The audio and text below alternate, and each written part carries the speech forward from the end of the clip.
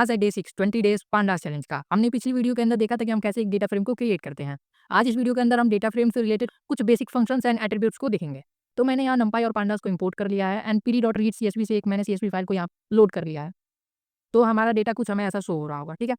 तो अगर मुझे इस डेटा का शेप पता करना है तो मुझे सिंपली लिखना है df.shape एंड इसको मैं रन कर दूंगा। तो यहाँ पर आप देखेंगे हमारे पास 1007 प्रिंट हो रहा है। तो बेसिकली ये हमारा 1000 रो है एंड ये जो 7 है ये हमारा कॉलम है। तो इसके बाद होता है हमारा साइज। तो अगर मैं यहाँ पर साइज प्रिंट कर तो यहाँ पर आप देखेंगे कि हमारे लिए 7000 प्रिंट हो रहा है। तो बेसिकली हमारे पास 7000 एलिमेंट है क्योंकि हमारे पास 1000 रो है एंड 7 कॉलम है।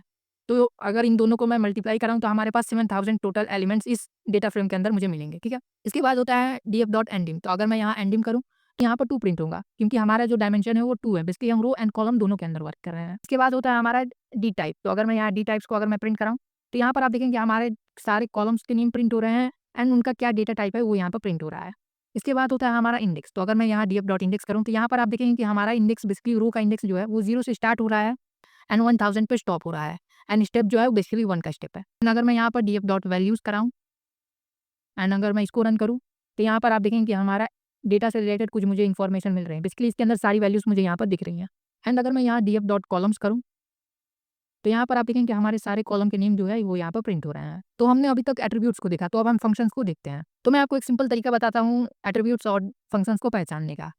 सो फंक्शंस के आगे हमेशा पैरेंथेसिस लगे होते हैं एंड एट्रीब्यूट्स के आगे पैरेंथेसिस नहीं होते हैं। सो मैं आपको दिखाता हूँ। सो अगर मैं यहाँ पर df.info अगर मैं करूँ एंड अगर मैं इसको रन करूँ तो यहाँ पर आप देखेंगे कि मेरे डेटा से रिलेटेड कुछ मुझे यहाँ पर इन्फॉर्मेशन मिल रही है।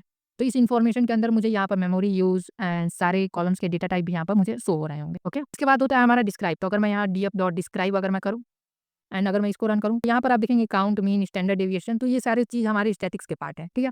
तो इसको हम स्टैटिक्स के अंदर देखेंगे। तो यहाँ पर आपको याद रखना है कि एक डिस्क्राइब फंक्शन भी होता है। इसके बाद होता है हमारा df.head। तो अगर मैं यहाँ पर df.head करूँ एंड इसको अगर मैं रन करूँ तो यहाँ पर आप देखेंगे कि हमारे लिए इस डेटा के अंदर से टॉप से जो 5 डेटा है वो यहाँ पर प्रिंट हो रहे हैं। एंड अगर मैं यहाँ पैरामीटर के अंदर लेट्स से 10 दे दूँ तो यहाँ पर आप देखेंगे कि 10 डेटा जो टॉप से हैं वो मेरे लिए यहाँ पर प्रिंट हो रहे हैं। एंड इसी तरह हमारे लिए टेल भी होता है जो कि बॉटम से डेटा को प्रिंट कराता है।